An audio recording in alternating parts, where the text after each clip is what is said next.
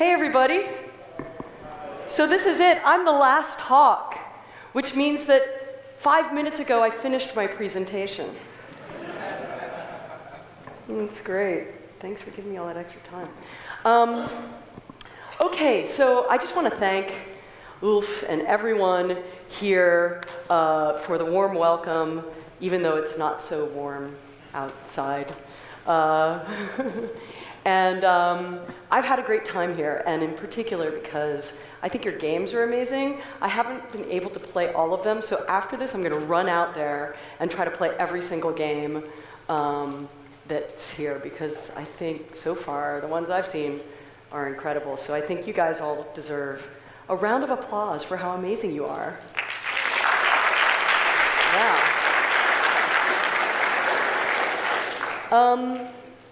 Okay, so let's start. This is just a beginning image of my dog, Iggy Pop, named after the famed punk singer, Iggy Pop. She also runs around without a shirt on and causes havoc. But this is kind of how she communicates to me that she's thirsty. She goes and she jumps on top of the drinking fountain at the park when we're playing. It's pretty fun. But she's a lab. She's my pet, and I also run a lab called Pet Lab, which is focused on creating all kinds of games. But mostly the games that we make are kind of in the social interest, I would say, or related to some learning and social change. A couple different projects that we've worked on. Actually, of the 4 projects shown here, really only one has a digital component, and that's the one in the lower left, which is called Data Toys. We're making playful toys to understand information. In this case, that one on the lower left, where you see the little head going on to the body, those are little dolls that represent different kinds of immigrants to the United States, their background, their education level, their age, and it tells you how successful they might be if they immigrated to New York City versus Los Angeles versus Detroit. So it's, a way of playifying information and data. Back to the upper left-hand corner, where it says wiretapping equals unconstitutional. This is a game called Activism, regarding activism, and it's played in the city. We've played it in New York City, we've played it in Beijing, in Philadelphia and Atlanta, and it's really just about going through different sites in the city and reenacting protests and events that happened in that place. So while you're playing, you're kind of learning about the history, but then you're also documenting with the phone and you're communicating with your team using the phone. So you're actually kind of learning how activists today use mobile phones in their work. On the upper right, this is a game called Budget Ball, and I won't say too much about it because I'll talk a little bit more about it later. But I will say that it's a game about the most compelling topic you could ever make a game about: federal debt. I know, don't you want to go out and make a game about that right now? It's like, what a cool concept. But we tried to make it entertaining and engaging by making it into a sport. We call it a fiscal sport. I don't know if the joke works here. Fiscal sport? Okay. And then in the lower right-hand corner, that is me getting completely trounced in a game of pass the rock to the singing of a rhythmic song in Uganda.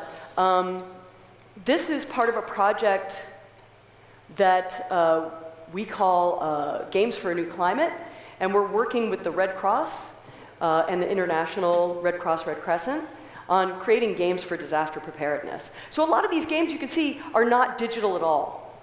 And that's one thing I'm going to talk a little bit about is that non-digital and digital work all kind of ask some of the same questions. I also do a lot of work in education and teaching people how to make games. So we've been all over the world with a curriculum that we call Activate, and it's a game design curriculum. You can see images from trips to Atlanta, Georgia on the top, in the middle, China, and on the bottom, Abu Dhabi. Because you just go to Abu Dhabi sometimes. I'm also a member of the design collective Local Number 12. And it is a union of design and play. And here you can see the different personalities of the members of our team here. That's me on the left, obviously, John Sharp in the middle, and Eric Zimmerman on the right. If you've read Rules of Play, he's one of the authors of that. We have a game called the Metagame. It was just kickstarted. We're really excited. And it's a game about, well, you might have played an earlier version, which is about video games. Has anyone played the video game version? Yeah, a couple of you. Cool. I'll show a sample of that later. But the way that we've redesigned the game now is that it's about all of culture. So let me ask this question. How many of you know what Felton is? This art piece. Okay, maybe not everyone, right? Okay, well, it's an art piece by Marcel Duchamp. Here you can see in 1917, a long time ago. He shocked the art world by displaying a urinal as art. And really, after Felton, the art world could never be the same. It's like somebody took a urinal and put it in a gallery and called it art. Now everything's art, right? On the right, you might have heard of this game called Pong. It's one of the first video games out there. So how many of you think, and you know, Pong kind of led the way for all kinds of video games, right? It wasn't the first video game, but it was kind of the first commercially successful arcade game and popular game in homes. So, okay, let's see a show of hands. How many of you think Felton has been more influential? Raise your hand. Oh, okay. And how many of you think Pong has been more influential? You guys are super nerds. Oh my gosh. Okay, great. Awesome. Okay, Pong wins. Well, that's good. I'm at a game conference. We're also working on a project called Lost Words, where you duel with classic literature. We think that we're going to be able to tap into this gamer niche, which is librarians. We're going to make millions of dollars with librarians in this game. But it's a word puzzle game, basically, where you're creating word puzzles and challenges and sending them to friends by deconstructing the words, and then your friends reconstruct them back together. You collect books. There's all kinds of stuff in the game. You use the word stuff to talk about like all the extra things like badges and achievements and medals.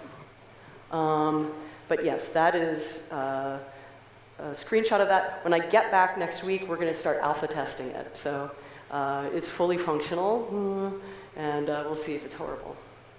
It might be.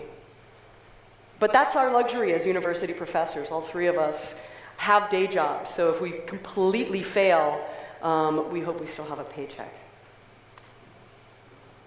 This is an image of a map of standards. In the US we have, and I think I saw also an image yesterday of school standards, educational standards here in Sweden. So everybody's got some kind of Excel spreadsheet that they work off of and teachers use to generate lessons and curriculum. I've been working for the last 3 years, I think it is, oh my God, a long time, on writing up standards for a new discipline in schools nationwide in the US, from kindergarten, which is really young, through 12th grade, in the media arts. And it will be added to the art standards, and that means that video games can be taught as an art form in public schools across the US. So I'm really excited about that. Yes! Yeah. But there are a lot of other people who are way smarter than me working on this project too. I'm just the one in there that's like, what about games? But there are teachers and really dedicated people who are doing all this stuff for free, really dedicating a lot of time to writing these new standards. And they've just been approved, so we'll see hopefully this roll out over the next year or two. And then finally, I also do volunteer work with Indicade. And the reason I'm bringing this up, I'm the chair of the finalist jury, which means that we choose all the games that win the festival or win awards at the end. So I get to play all the best games that have been submitted to Indicade, which is amazing. It's such a good opportunity, and I've played them all. It's really exciting. But also, if you notice, you can submit now, and I think you guys have great games, and you really should submit them to Indicade. It happens in October in Los Angeles, but it's a really, really, it's my favorite, second favorite. Now it's the Gotland Game Conference, but my favorite, one of my favorite game conferences out there. How many of you have been to Indicade? Anybody out here? Yeah. Okay. You got to go. It's really, really nice, and there's some great people there, and it's an opportunity. It's a small conference, so it's an opportunity to talk to designers and developers who are doing a lot of the same things you guys are. Finally, I don't know why, I guess I was looking at, Jerry was presenting some of his work from the 90s, some of my work from the 90s. I used to do visuals at rave parties. And I still DJ sometimes. We have a DJ tonight. I'm looking forward to that. Okay, now finally to the talk. Games. What are they good for? In this talk, I'll probably, instead of giving you some answers or definitive statements, I'll probably raise more questions. And I'd love, this is kind of like a talk that's kind of coming out of the jumbled mess in my head. So I'd love to have a conversation with you about this. So hopefully there'll be time for questions. And we can talk about it afterwards too, because these are some ideas that I'm playing around with and kind of thought experiments that I'm taking to the extreme level. They may rub some people the wrong way, hopefully, like petting a cat backwards. But hopefully that gets us to start thinking. It's the last talk of the day, so it was going to be really dystopic and really disastrous and sad and depressing. And then we'd all leave and have to go drown our sorrows in some bitters, which I had yesterday, which were really strong. But I'm going to bring it back to utopia and then finally calibrate our mood to something in between. So it's in 5 parts, I believe.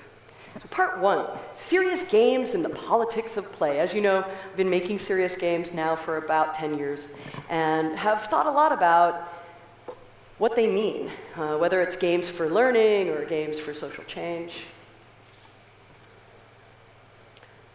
The talk, again, is called Games, What Are They Good For? It's inspired by this song. Do you know Edwin Starr?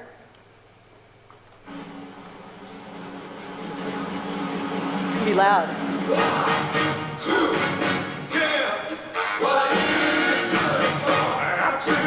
Nothing. Okay, that's enough. So you might know that song, you might not. I'm going to say that games are good for absolutely nothing. Now watch me slowly hang myself on stage. Okay. So, making this comparison between games and war, which is kind of a weird comparison, but if you think about it, there's a kind of intertwined history there, right? Games, for the most part, I would say all games are about conflict. I'm just putting that out there. We can talk about whether or not that's true. But I would say all games are about conflict. Of course, war is conflict also. We have the Kriegspiel games, the games that are based on war strategy. We have contemporary war games and simulations for battle. But we don't hear about war for change or war for learning. So before I slip down this slippery slope and equate these things, let me just say that there is a difference. One results in play. The other usually results in lots of death. And is a pretty serious thing. Now here in Sweden, you guys are all familiar with that concept, playing with death. So maybe it's like no big deal. Play, death, it's all kind of happening at the same time. But again, back to games and war. And I'm kind of just using these two things in contradiction to each other just to make a couple of points. Again, this is a thought experiment coming straight out of my jumbled brain. So how many of you have heard of the new games movement? Yes. So far, Brendan has raised his hand to every question I've asked. You win! Okay, and one over here. So the new games movement is probably a very United States phenomenon that may not have made it over the ocean. But new games are these games that came out in the 70s, the 60s and 70s. The originators of this movement are Stuart Brand, who was known for this thing called the Whole Earth Catalog, which was an attempt to catalog the whole Earth, I guess. And also Bernie DeCoven, who you may have heard of. He's still around, and he's doing incredible things with games and play. You should follow his mailing list. He sends out a message every day about fun and games and stuff. But here are some examples of some new games. How many of you, have any of you played that thing where you sit on each other's lap and you fall down? Okay, there you go. And then have any of you played with a parachute in a big group? Ah, yeah. Okay, that for me was the thing I was best at in school. And it was my favorite thing in school. But actually, the New Games movement came out of the Vietnam War and was a protest to the war. It was a political act. It was saying, we're going to play with parachutes instead of having war, with parachutes. Using war technologies. Bernie DeCoven once said that this game where you're sitting on each other's laps was actually a game used in the military as some kind of bonding exercise. I'm not quite sure. Maybe you had to sit by rank. But what's really interesting to me is that this came out of the war. This came as a political response to the war. And a lot of people don't know that was the history, but that's actually the case. Something that Bernie DeCoven has said is that all play in public is political. I think that's something that I think is really interesting. And I think for me, the biggest takeaway you can have in this talk is that everything that you make, you need to think about in terms of connecting to a bigger system of the world, and think about the political implications or the ethical implications of what you're doing. One thing that I think is always important is to be able to answer the question, why am I doing this? What is it good for? What am I trying to do? He's also said, I just think he says the smartest things in the world. When we play well together, how many of you read the Well-Played Game? Go read it. Yes, it's so good. It just was re-released through MIT Press, so you can get a copy more easily now than you could a couple years ago. So, he says, when we play well together, we make an embellishment, a useless, I want to highlight that word, useless, spontaneous, joyous human decoration on the shape of necessity. So I think what's interesting, and it's also, some play theorists like Roger Caillois have said that the thing about games that makes them so compelling, that generates this level of freedom in play, is that they're completely inconsequential. That the outcome makes no difference. Okay? So that, I think, is inherently the beauty of games and play. But it also raises some contradictions. If you think back on even the last talk Jean-Baptiste gave, and I want to play those games because they look actually really fun. Why are we so focused on serious games and games for learning? If really the power of games is that they have no consequence, that we can kind of exist freely within them and not worry about the results. So this question, can a game change the world? right, that I hear a lot of people asking now, I can't, to be honest, I have to roll my eyes, because I think that that's kind of a ridiculous question. Because they already have. You know, this set of dice on the right is probably the oldest technology we still use today, in pretty much its same form, maybe acrylic or plastic. But that's 4,000 years old, more than 4,000 years old. And on the left are some of the paintings from the caves in Lascaux, right? So the left represents this idea of storytelling, right? Telling a story about something, understanding things through story. And the right represents this idea of understanding things through games, which is a different kind of knowledge, right? When we use dice, we're trying to make sense of things that seemingly don't make any sense at all. Like, why did we not have a good harvest? You know, what's the weather about? It seems so random, right? Using the dice gives us an opportunity to try to come to grips with the randomness that seemingly surrounds us all.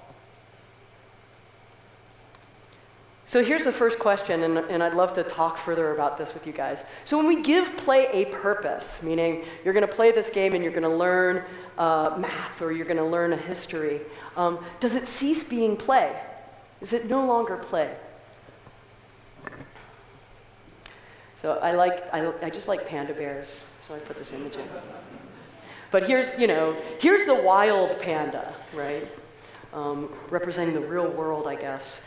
Here's our model of this wild panda, which is a stuffed panda. You know, this would be if we were to gamify a panda, maybe we turn it into this stuffed thing that does some things, but not all the things a panda does, like be the bear out there.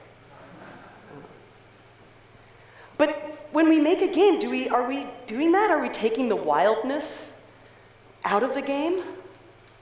The kind of unpredictable element?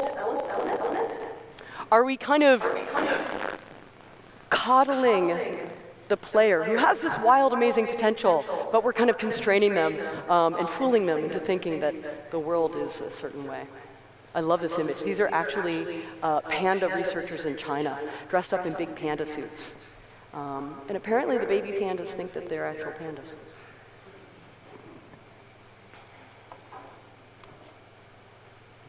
So again, back to this idea of play and death. What if we really took this idea to its dystopian level, that we're giving a purpose to the game, a purpose to play, and kind of killing play in the process?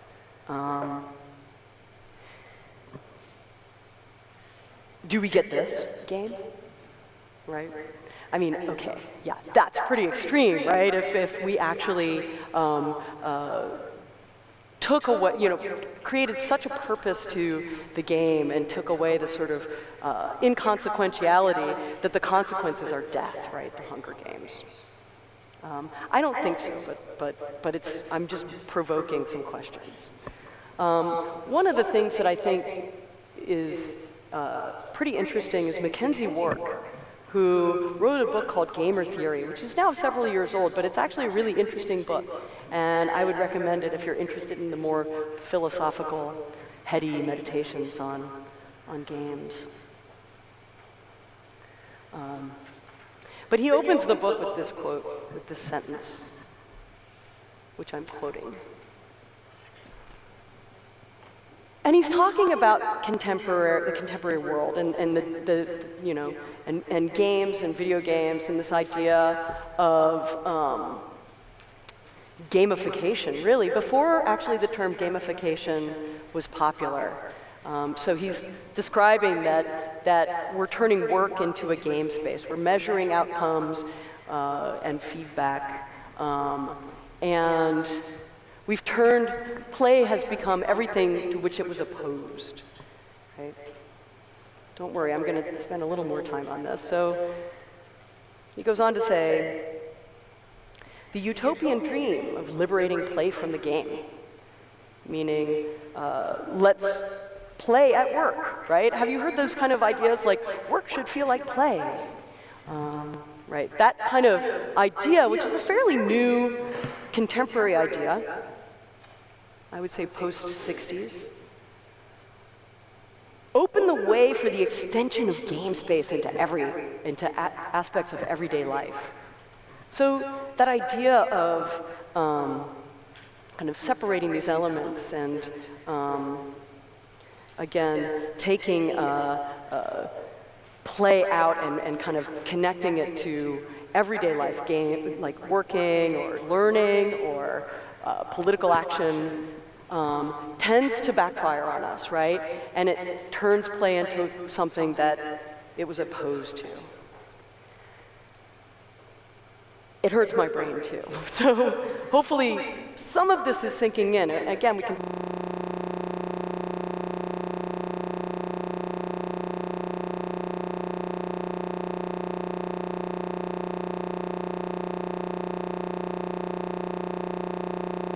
which has Nick Felton? Am I saying that right? Anyway, he popularized this idea of recording everything you do, like what you eat, how long you sleep, where you travel to, how far you've walked. The idea that we could put sensors on our bodies and record this stuff. We have mobile phones, we can record what we've eaten, we can take pictures of it. And at the end of every year, he releases the Felton report, which is kind of a look back at the year in numbers and beautiful visualizations. These are gorgeous. You know, most frequently reported location, Palo Alto bedroom, right? The contemporary workplace. So the quantified self movement is kind of groovy, right? Like, we're technologists. This seems like a really interesting idea. This is just an image of, he's released an app, so you can do this yourself now. But what's interesting is there was this story last week in Forbes, I believe this is. Forbes? Yeah. Which is a business magazine in the US. And it's talking about Nest, which is climate controlling sensors that you can put in your house or business. And Fitbit, which is like a bracelet that you wear that records every step you make and where you've been. And talking about a lucrative side business that they're involved in. I'm going to just read a quote from the magazine. Today, Fitbit sells its trackers in bulk to thousands of employers at a discount. So thousands of businesses at a discount, along with sophisticated tracking software that can, for instance, get one office competing against another, or see how active certain employees are, assuming the employees have given their permission to expose their personal data. So basically, what we've seen is the idea of monitoring yourself to monitoring others, and the corporation kind of monitoring its workers and what they're doing and how many cigarette breaks they might be taking, or if they're kind of nodding off at work, which seems like it's happening right here with this guy. So what's scary about this? I don't know. I mean, it does kind of feel a little like Big Brother as a scenario. Paolo Pedercini, who is a game designer, you might know him as Mole Industria, and some of the amazing games that he's made, the McDonald's game and others. He said something at the Games for Change conference a couple of weeks ago. He said that if you can measure something, you can rationalize it, you can optimize it, you can sell it. He goes on and he says, by using standardized tests to assess the quality of learning, we turned our schools into boot camps for standardized tests. Right? So the question I just lay out here is, what does all this mean? Games are, in and of themselves, kind of about math, about numbers, about measurement and assessment. And what does it mean when we go further down the line there? You know. Is this drone pilot playing a game? So clearly, there's some kind of invisible line, right? Between like things that are totally fine, these are good, these are games for good, we're making games for learning. We're trying to make clear concepts that are better communicated through an interactive experience, through a game. And then on the other end, maybe not so fine, right? Like standardized tests, which turn classrooms into teaching for the test. So is all this measurement stuff always good? Let's just ask ourselves that question. Part 2, thinking in systems. So how many of you read the book, Thinking in Systems, or know of this? Anybody? Yeah, some folks. Great. This is like, I think, one of the most interesting books out there. Donella Meadows wrote it. It was published after she died from a manuscript that had made its way from classroom to classroom to classroom, and finally someone was like, we've got to publish this. But Donella Meadows was a student of Stuart Forrester, am I getting that right? Stephen Forrester? Anyway, at MIT, who came up with the concept of system dynamics and really started thinking about systems and how they work. Donella Meadows took that concept, which was usually being used for business in the 60s and like thinking about logistical systems and other things. And she took that concept and she started to write about it and use it for understanding our ecosystem and the environment. But her book, Thinking in Systems, is if you're interested in systems, which I say you should be as a game designer, because game designers are basically creating systems, you should read this book. It's really lucid and straightforward and great. So here's her definition early on in the book of a system and what it is. And they have these 3 components: elements, interconnections, and a function or purpose. So let's map out the most dystopic learning system, classroom, contemporary classroom, maybe in New York City. And we're going to use her mapping technique, which I apologize if it seems kind of strange, but hopefully I'll make it make sense, to kind of describe this idea. It's going to be radically simplified. So let's think about stakeholders, classroom time, and the goal of the classroom, the goal of learning in that class. We have teachers and students, again, radically simplified. You probably have administrators and other kinds of things, parents. The goal is test results, raising test results, let's say. In classroom, you have time to prepare for the test that's really specifically focused on test preparation, and maybe other learning activities in the class. As I said, this is radically simplified. But I thought that Brendan's talk yesterday was really interesting and mapped out some of the complexities in this system. But for sake of this, I think let's just simplify. So those are the elements, and these are the interconnections, these lines that are kind of connecting these things, right? And that within these interconnections, you have knobs, right? So variables. You can increase test preparation time. You have maybe 40 minutes in a class, 45 minutes. You can increase the amount of time you spend in those 40 minutes for test preparation, or decrease it. And the same with learning activities. So it looks kind of like one of those like things that explodes. That, you know, that's not. It's like actually a sideways view of a knob. You know, I'm a very good drafts person. But this is also the symbol that is used in thinking in systems. So she shows you how to do this mapping, and I think it's a great skill to have because then you start thinking about things in connection and relationship to each other. And then, as always is the case with the system, there's usually feedbacks. And sometimes loops, feedback loops. So in this case, I'm saying that the teachers decide how much time to spend in test preparation and learning activities, and they get back test results, and they can kind of measure the use of that time. Now clearly, the test results don't come back very well. They might increase time for test preparation and decrease the time for other learning activities. As I said, this is radically simplified, but it kind of does echo some of the concerns in the US, at least right now, in terms of the education system and measurement taking over. Now, if we're creating games for the classroom, learning games, you know, we're going to put them into the system as a new element. right?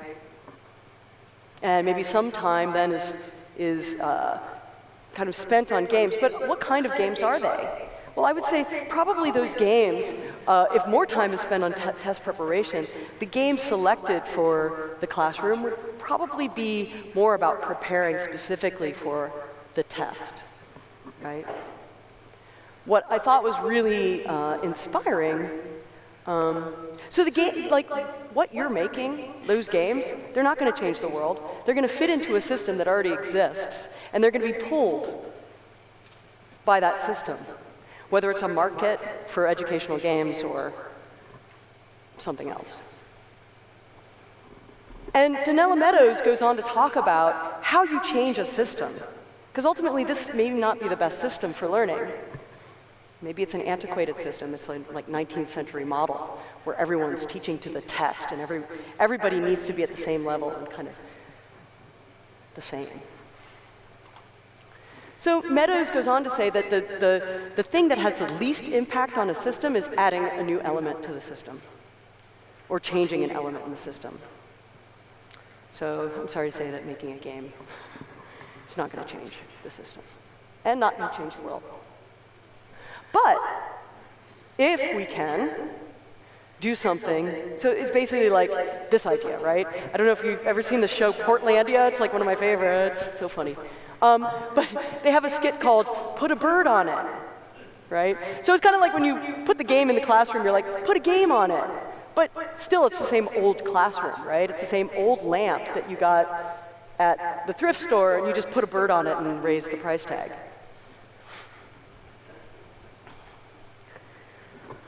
But what if you change the goal of the system or the function of the system? Well, that, Meadows goes on to say in her book, is the point of leverage. That's actually how you can change a system most radically. But it's also the hardest thing to do, right? Quest to Learn has done a great job of saying, and you said it explicitly yesterday, Brendan, you're like, yeah, we have decided that our goal is not test scores. It's these other forms of thinking, creative thinking, or other skills that we think students need today. So when you do that, then the games are going to be different, you know? Maybe you'll still have some test score preparation games, but they'll be different. So, are you following me? Just a little, okay.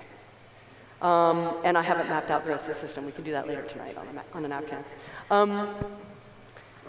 So, part 3, technologies of play and learning, I should say, a short selective history. I'm just going to kind of dip in and sample some technologies for playful learning that we've used. So here's one from 173 years ago. These are Freuds Gifts. Have you heard of Freuds Gifts or seen these? Yeah, so this was a sort of basis for kindergarten.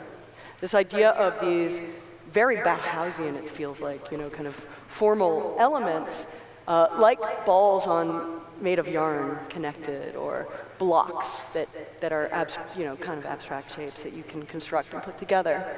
And this was a kind of concept 173 years ago of how to introduce kids to different concepts, color and form, but also things like gravity and physics, playing together.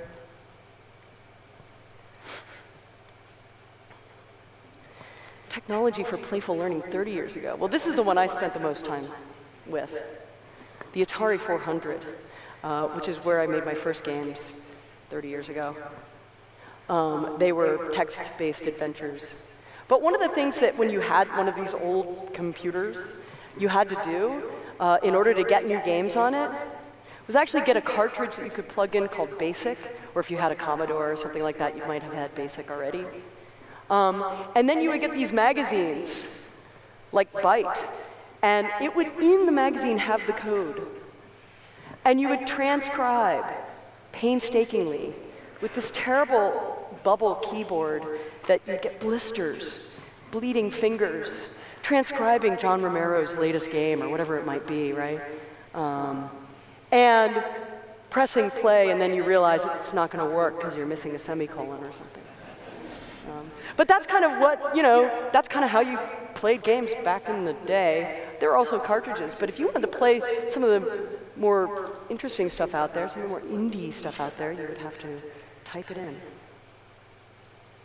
And then technology for playful learning today, we've already looked at some of them. But ideas like, games on tablets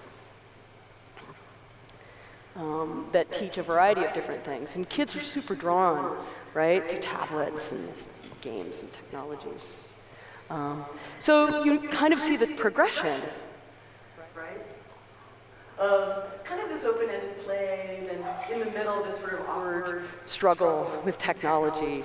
But you're kind of still learning some stuff, and maybe making games yourself. And then, consuming games as for learning. And I don't know if one's better than the other. I think maybe a balanced diet of each kind is really what I'm going to be proposing.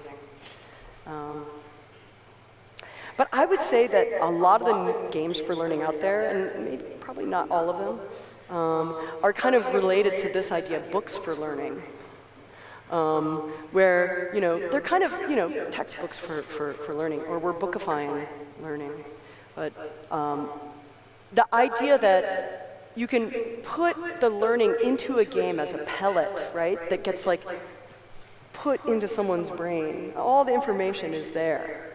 And that's always the struggle. I don't think the games can exist in a vacuum, similar to the way the textbook can't exist in a vacuum. No one's going to kind of be like, ooh, Algebra 1, I'm going to read this book. I've been dying for it to come out, like Harry Potter. So here's just some ways to crack the hard nut of making games for learning or whatever it might be. And I'm not suggesting this is the right way, but it's a way I've figured out that, I don't know, I'm curious about, and I've struggled. If any of you are making games for learning, it's one of the hardest things you can ever do. So Budget Ball, again, is a game about the federal debt. I worked on this. It was a Pet Lab and Area Code collaboration. Area Code is now Zynga, New York, but Frank Lance was there. We worked on this game together. We were asked to create a game that would get college students aware about the fact that they're going to have to pay off the debt that their parents have run up in the government. It's played every year on the National Mall in Washington, D.C. So our solution was to make a sport, because pretty much anything else would probably not be so much fun.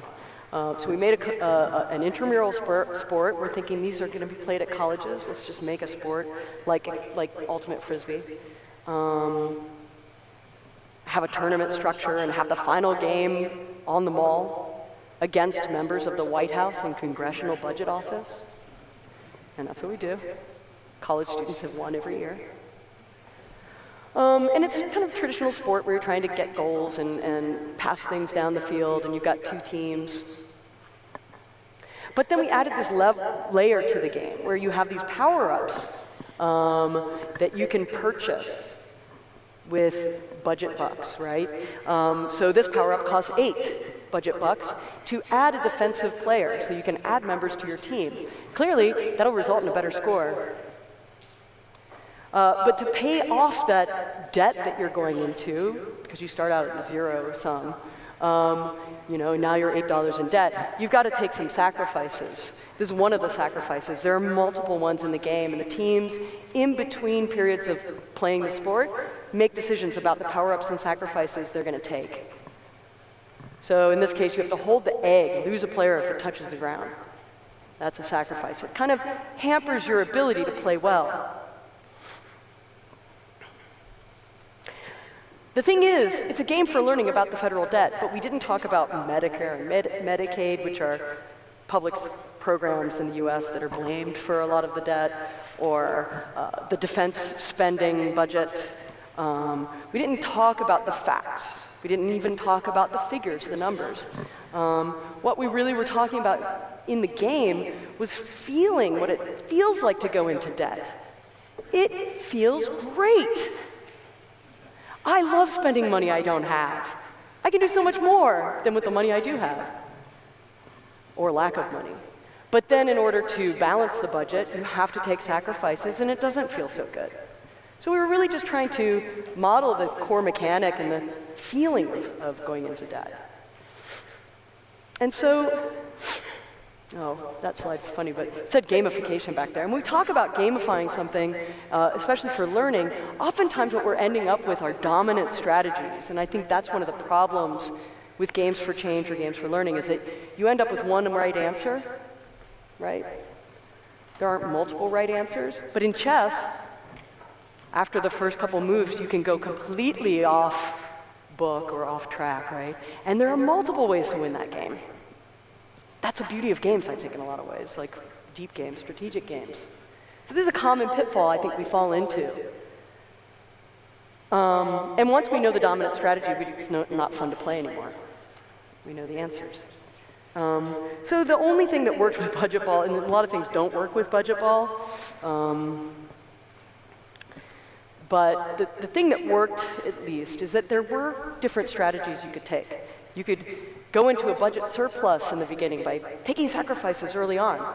Because when you watch the other team play, you realize that if you get the lead early on, they're going to get tired, they're not in great shape, and you might win, right? So there are strategies, or you could, go into major debt in the beginning and then kind of come out of it. Or you could try to keep it balanced. I mean, there's a bunch of different ways to potentially play. So the most important thing I guess I could leave with you guys today is to really think about choice and the choices that you're giving players in any game. But I think that this is a particular problem and challenge. It's really hard to do in games for learning or change, right? I feel like the time is kind of up. I don't want to take too much more time. I had a couple more things to talk about, but this seems like a lot, right? It's like pretty dense stuff. So maybe we should just open up the conversation. There were a couple of other things, let's see, later in the presentation, but I think we've kind of got it. Let's see, choice, iteration, process over content. So really thinking about what are players doing, what's their process over what you're putting in the game as content. And then I talk about this thing that I've talked about in the past. You guys can just go to that talk at some point. But this idea of playing, making, and appreciating. Trying to have a balanced diet. This is for ourselves as game designers. Like, make sure you're playing lots of games as you're making them, and then learning to talk about them in a more sophisticated way. But it's also, I think, when we're thinking about youth and young people, trying to get more young people making games, which is one of my biggest things. I think it's, first of all, I'd like to see more balanced genders and more diversity in the game-making space, so that might be an answer. Is just getting more young people making games and understanding them more deeply, and then finally appreciating them, or getting a sense of what makes them good or not. The worst possible thing we ever came up with as gamers was the rating system. Like Metacritic is the worst thing you could do. Do you have a Metacritic for films? No, you have like actual criticism, reviews, a culture of talking about films at a deeper level. So I mean, that was the goal with the Metagame. The first edition, the video game edition. But I think that's enough. I think I'll leave you guys with this and take any questions you have. If you're interested in the playing, making, and appreciating thing, I'll just leave this up. This is I wasn't going to go through all these things, but I was going to give you the URL, and you can go online and look at that. That's a talk that I gave with John Sharp at GGC 2013, which kind of talks about a lot of these ideas, really, but framed through this three-part play, make, appreciate structure. All right, thank you.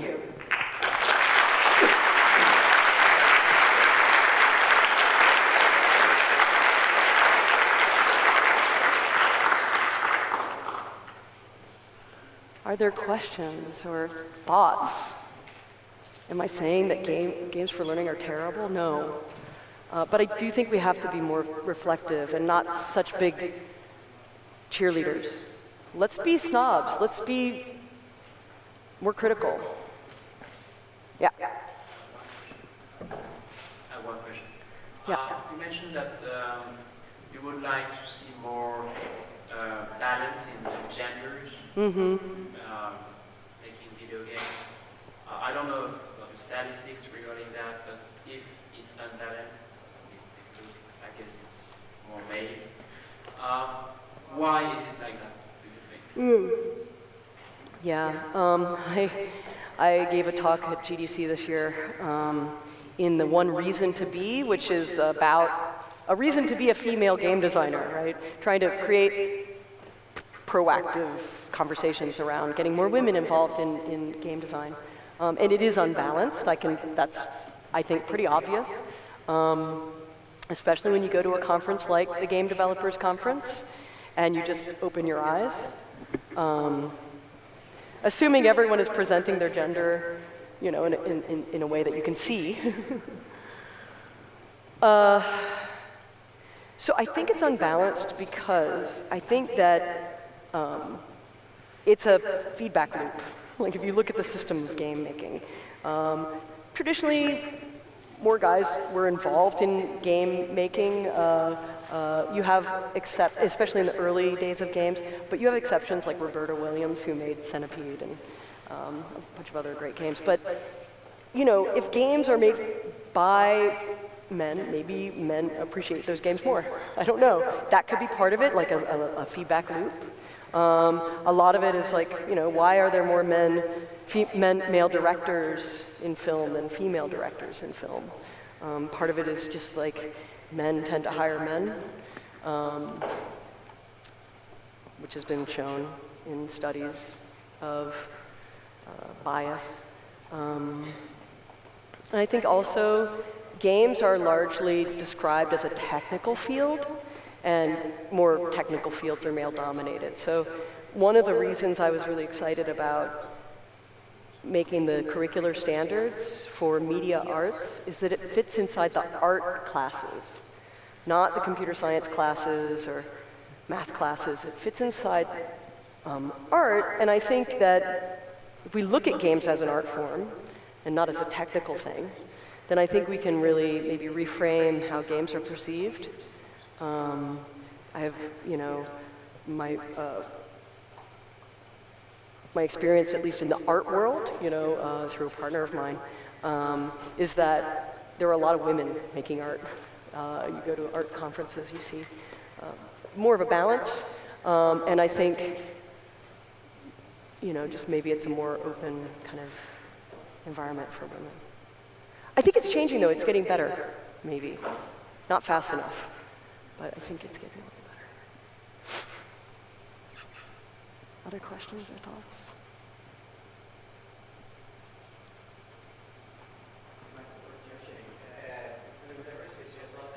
Yes. Yeah, diversity is not just a gender issue. It's a big issue. You know, people of color, LGBTQI people, you know, gaming in color was just mentioned by Ulf, which is a documentary about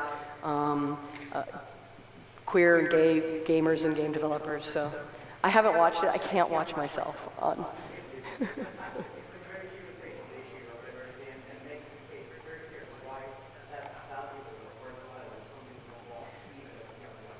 Yeah.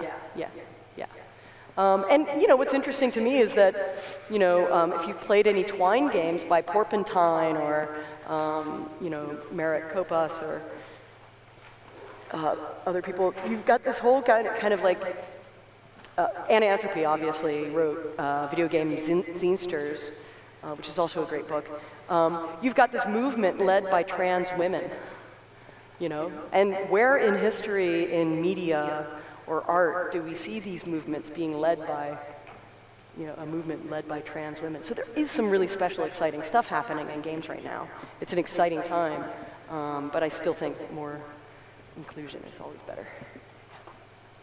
Hello, welcome back. I'm going to say the same subject. Thank you for the speech. I think it's a lot about this. White males being the main group. Mm-hmm. We're often talking about these problems and what are the problems, but not as much about what should we do to change it. So in your view, what can we do to make this better? I think just get up on stage and talk about it. Yeah, so what can we do to make it better? I think it's just speak up, and it doesn't mean that if you're a white male in the gaming industry, you shouldn't mention it because you're not a woman or a person of color you should mention it. Everyone should mention it. If you're invited to be on a panel, I've heard this is a really interesting, Zach Lieberman, a former student of mine who works more in the art and technology side of things. He refuses to be on any panel that's all men, or go to any event and speak that's all men, male speakers. And it slowly changes things, right? Of course, he's famous and everybody wants him to talk at their event, so he has more pull. But regardless, I think it's just important to recognize it. And I think for the most part, most people do. I don't think that this is happening because there's a secret group of white men who don't want women to be in their field, but it's implicit bias. It's something that just is part of, unfortunately, the ways that we're raised, and I think that as long as we can reflect on it and think about it and talk about it, it's probably the best way to change it. Thanks. Hi, Colleen. Hey.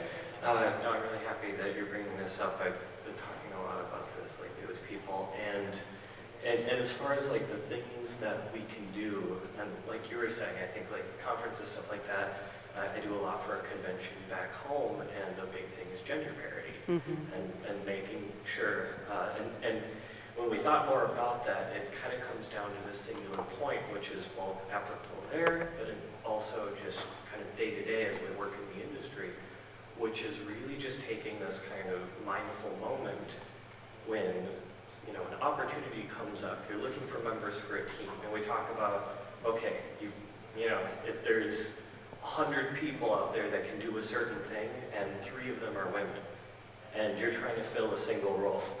Well, you still have, women or people of color or, different sexual identities or whatever. They're still there. The problem is a lot of times that we don't take that moment to actually think about all the people that are available to fill those roles. Because we think of the people that we've worked with before, the people that we really like, the people that have gotten more opportunities and so are on the tips of our tongues. And even like female developers that I've worked with, like, admit to having this blind spot and problem because, like you said, it's something that cycles on itself. Yeah. So as we, have our buddies doing everything, then, they're going to think of us and we're going to think of them, and back and forth and back and forth. But you take the extra, 30 seconds, a minute to think, well, who do I really know that, could do this? And it's not, I don't even think it gets into that messy area of affirmative action of like, no, you have to hire them because they're white, have to hire them because they're black or whatever. It's just having them even on the list. Yeah. And I think that's, like, it's such a simple little thing that everybody can do in their careers that it doesn't take any real effort. It's just actually taking that extra moment of time and considering it. And I agree. And it's really hard to do too. I know Wolf mentioned to me earlier, I was like, haha, the girl gets the last word. I'm the only female speaker, at the event. And you were saying you'd invited a lot of very diverse range of speakers. The people who happened to be able to come just turned out to be this group that you've seen over the last 2 days. And I think it's really hard. It's hard to do. It's hard to organize an event. If you're interested in that idea, it's free in the vault, the GDC vault, but the short talk that I gave as the One Reason to Be talk was about what GDC could do. And I interviewed Margaret Wallace and Kevin Kansian, who organized Indicate East this year. They had probably the most diverse range of speakers I've ever seen at any conference. And they gave some advice about what to do. And some of it's really stuff you wouldn't think of, but they did a great job. So I kind of laid out their advice, and at some point I'll probably write it up. So the more we can share about this stuff, the better. I appreciate that. It's awesome. Hi. Do you think that diversity and acceptance within the industry relies a lot about the breadth and depth of the exploration of video games, what they are, like handling mature subjects like sex or religion, or things that are, well, more human in nature? I mean, I think that if we have more kinds of people making games, then we'll probably see more topics explored, whether they're deep or not, or shallow, or whatever they are. But we'll see more topics explored. And we're seeing that in the indie game explosion. This is the best possible time to be a game maker, I think. It's like, we're in the middle of a medium's renaissance, 50 years after it was, created. So I think it's a really good time. And an exciting time. But yeah, I don't know. It's a really good question. And I'm not suggesting that all of a sudden, if we've got gender parity and more diversity in the industry, are we going to see new kinds of games? But I feel like maybe we will. Maybe there'll be some difference, some change. Yeah. Thanks. Thank you. I guess we have time for one more, probably. Yeah. Great speech, Pedro. Thanks. For that. I was thinking about do all games. I mean, you can learn through games, but that's kind of obvious. But do all games that need to be made for learning? I mean, most games that I've played that have taught me something weren't actually intended for that purpose. Yeah. Like, I learned most of my English from playing games that had nothing to do with learning English. They just were in English. Yeah. And you learn strategies through StarCraft. It's not. I mean, couldn't we just let people play more games and not always focus on having them being learning? Yeah, that's actually something that escaped the talk because of time, but that I think it's a really good point. There was a question at the Games for Change conference probably 5 or 6 years ago where someone said, okay, what kind of game can we make to keep kids from dropping out of school, to keep kids in school? And someone was like, oh, yeah, basketball?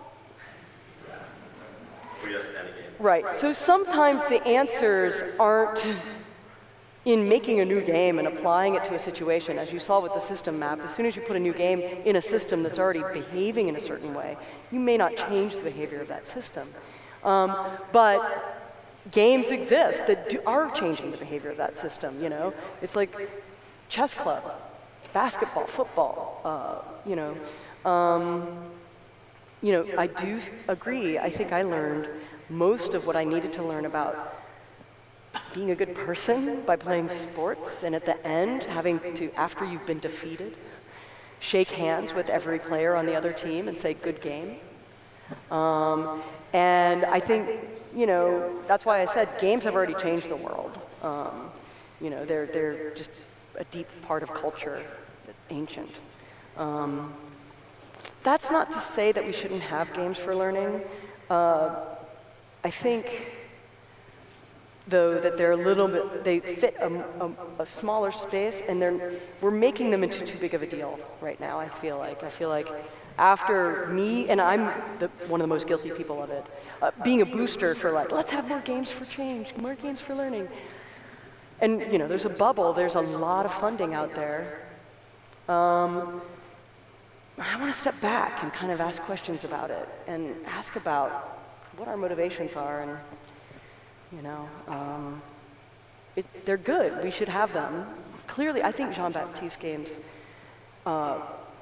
revealed to me some new ways to think about algebra and proofs that I've never understood. And so I want to go play those. I think they actually do something different from a textbook, but I'm not sure we should be all moving into that space, because there's learning happening in all kinds of games and media. Okay. Thanks, everybody. Let's go play games.